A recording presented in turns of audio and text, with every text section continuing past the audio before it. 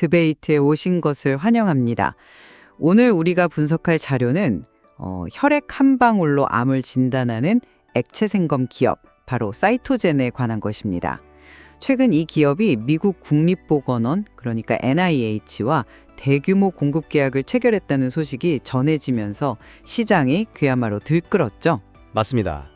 주가는 폭등했고 기술의 잠재력에 대한 기대감이 최고조에 달했죠. 하지만 오늘 우리의 논의는 바로 이 지점에서 시작됩니다. 과연 이 모든 열광이 사이토젠이 마침내 그 기나긴 연구개발의 터널을 지나서 본격적인 성장 고속도로에 진입했다는 신호일까요? 아니면 그 화려한 기술 이면에 가려진 위태로운 재무 상태와 냉혹한 시장 경쟁이라는 현실을 외면한 위험한 신기루에 불과한 걸까요? 저는 사이토젠의 독보적인 기술력이 NIH라는 세계 최고 권위 기관의 공인을 통해 그 가치를 입증했으며 이는 기업의 근본적인 도약을 알리는 변곡점이라고 주장하겠습니다. 저는 그 빛나는 성과에도 불구하고 기업의 재무적 현실은 여전히 살얼음판 위를 걷고 있으며 장밋빛 미래를 논하기엔 너무 이른 시점이라고 반론을 제기하겠습니다. 일단 제 입장을 먼저 말씀드리죠. 사이토젠의 가치를 이해하려면 이들의 기술이 기존 방식과 어떻게 다른지부터 알아야 합니다. 그러니까 기존의 액체 생검, 소위 cfDNA 방식이 범죄 현장에 남은 머리카락 몇 올로 범인을 추리하는 것이라면요. 사이토젠의 CTC 기술은 아예 범인을 산채로 잡아와서 직접 신문하는 것과 같습니다. 혈액 속을 떠다니는 살아있는 암세포, 즉 순환종양세포를 통째로 분리해 분석하거든요. 유전자 정보는 물론이고 그 암세포가 어떤 약점에 반응하고 어떤 내성을 가졌는지까지 속속들이 파악할 수 있죠. 이건 단순히 정보의 양이 많은 차원이 아니라 정보의 질에서 오는 압도적인 차이입니다.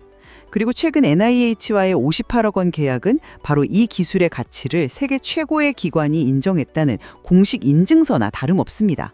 재무적으로도 바이오 기업치고는 놀랍도록 안정적인 기반을 갖추고 있어요. 부채 비율이 한 48% 수준으로 동종업계 평균인 77%보다 훨씬 낮습니다. 이건 미래를 위한 투자를 감당할 체력이 있다는 뜻이죠. 최근 매출이 전년 대비 266%나 급증한 건 역시 이 기술력이 단순한 가능성이 아니라 실제 돈을 버는 현실이 되고 있음을 명백한 증거입니다. 지금의 적자는 이 위대한 기술이 시장을 장악하기 전 반드시 거쳐야 할 성장통이라고 봐야 합니다. 기술의 탁월함에 대해서는 저도 이견이 없습니다. 정말 대단한 기술이죠.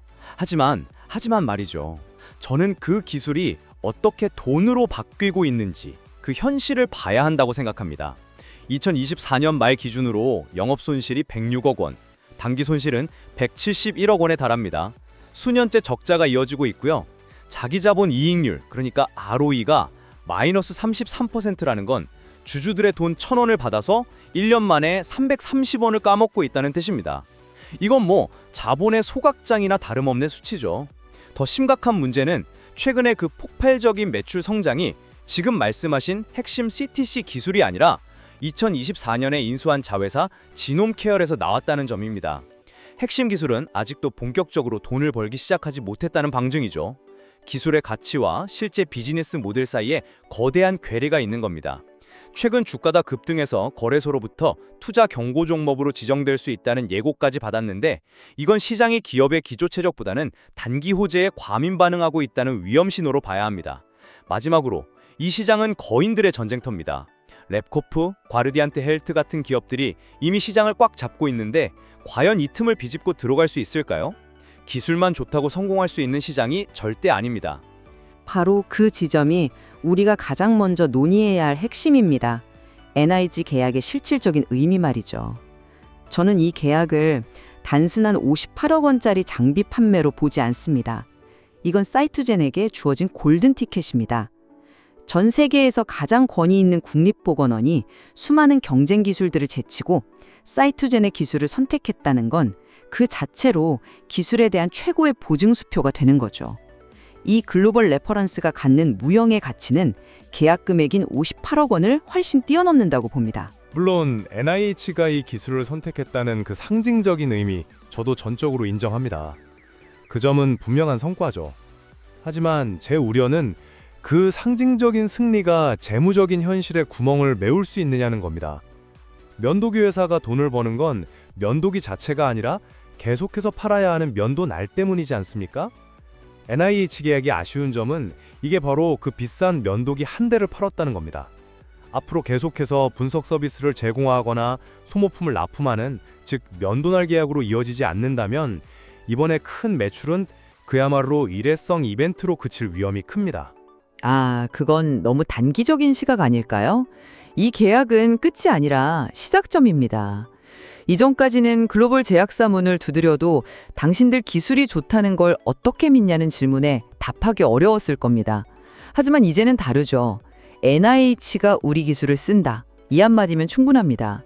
이 레퍼런스 하나로 다른 유수의 연구기관이나 빅파마와의 계약 문턱이 극적으로 낮아질 겁니다.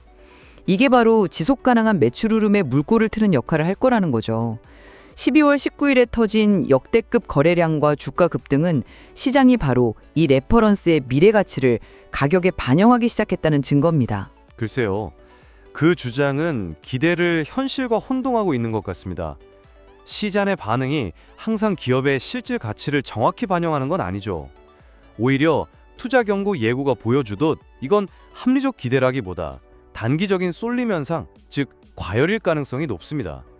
NIH 계약이 다른 계약으로 이어질 거라는 그 희망이 현실이 되기까지 얼마나 많은 시간과 자금이 더 필요할지 아무도 모르는 상황에서 이 계약 하나만으로 미래 전체를 낙관하는 건 너무 위험하지 않을까요? 결국 하나의 계약일 뿐인데 그게 회사의 모든 문제를 해결해줄 만병통치약처럼 여겨지는 것 같아 우려스럽습니다. 그렇다면 그 문제라고 지적하신 재무 상태로 넘어가 보죠. 성장 단계의 바이오 기업에게 낮은 부채 비율은 무엇보다 중요한 강점입니다. 사이토젠의 부채 비율 48%는 업계 평균 77%에 비해 얼등히 낮아요. 이건 무리하게 빚을 내서 사업을 하지 않고 안정적으로 연구개발과 확장을 추진할 재무적 체력이 있다는 의미입니다. 최근 70억 원 규모의 투자 유치에 성공한 것 역시 시장의 스마트 머니가 이 회사의 재무 건전성과 미래 가치를 긍정적으로 평가하고 있다는 증거 아니겠습니까? 알겠습니다. 부채는 낮죠. 하지만 그건 어쩌면 돈을 빌려주는 곳이 없어서 그런 것일 수도 있지 않습니까? 그 낮은 부채 비율 이면을 들여다보면 정말 소름 돋는 숫자가 있습니다. 한 분기 보고서를 보면 영업활동으로 태워버린 현금이 무려 1,621억 원입니다. 이번에 수주에서 그렇게 기뻐했던 NIH 계약 금액의 거의 30배에 달하는 돈이 단 3개월 만에 사라진 겁니다. 70억 투자 유치는 급한 불을 끄기 위한 최소한의 조치였을 뿐 이 현금 소각 속도를 늦추지 못하면 밑빠진 독에 물 붓기나 다름없습니다. 낮은 부채가 정말 건전성의 신호라고 보십니까? 저는 오히려 현금이 바닥나기 일보 직전이라는 위험 신호로 읽힙니다. 그 지적에 동의하기 어렵습니다. 기술 성장 기업의 초기 단계에서 영업 현금 흐름이 마이너스인 건 지극히 정상적인 현상입니다. 아마존도 초창기엔 엄청난 현금을 태우면서 물류센터를 짓지 않았습니까? 미래의 더 큰 수익, 즉 시장의 표준이 되기 위해 연구개발과 설비에 투자하는 과정이기 때문이죠. 중요한 건 낮은 부채 비율을 유지하고 있다는 사실입니다. 이건 회사가 재무 리스크를 철저히 관리하면서 성장을 도모하는 현명한 전략을 구사하고 있다는 뜻이죠. 지금의 손실은 미래 시장을 선점하기 위한 필연적인 투자로 봐야 합니다. 하지만 그 투자가 언제쯤 수익으로 전환될지에 대한 명확한 그림이 보이지 않는다는 게 문제입니다. 아마존은 투자하면서 동시에 매출이 기하급수적으로 늘었지만 사이토젠의 핵심 기술은 아직 그렇지 못하지 않습니까? ROE가 마이너스 33%라는 건 투입된 자본이 가치를 창출하기는커녕 오히려 파괴하고 있다는 뜻입니다. 수익 모델이 명확히 확립되지 않은 상태에서 미래를 위한 투자라는 말로 계속되는 적자와 현금 소진을 정당화하기는 어렵습니다. 낮은 부채 비율이 주는 안정감보다 마이너스 현금 흐름과 자본 파괴가 주는 불안감이 제게는 훨씬 더 커 보입니다.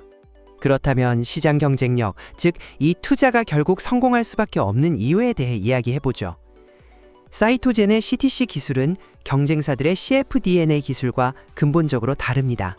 이 점을 절대 간과해서는 안 됩니다. 앞서 말했듯 cfDNA가 죽은 세포의 흔적을 쫓는 기술이라면 CTC는 살아있는 세포 자체를 분석합니다. 이건 특히 신약 개발 과정에서 약물 반응을 예측하거나 환자에게 맞는 최적의 항암제를 골라주는 데 있어 비교할 수 없는 우위를 가집니다.